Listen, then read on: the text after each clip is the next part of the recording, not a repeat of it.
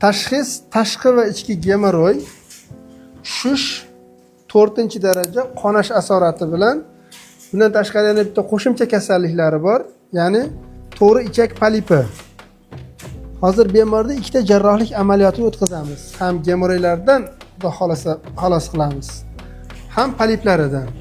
Bemorimiz bizga Tojikiston Respublikasidan murojaat qilganlar, ashtallar, bizda ijtimoiy tarmoq YouTube orqali kuzatib, ixlos qilib kelganlar.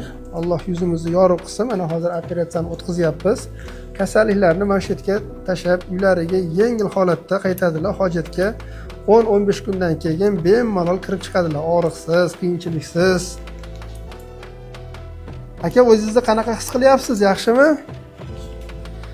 Hozir mana amaliyotni boshlaganmiz. Amaliyotni ligashur yordamida qilamiz. Mana ligashurda qaychisi, u gemoroyni o'zi kesib, o'zi yopishtirib ketadi.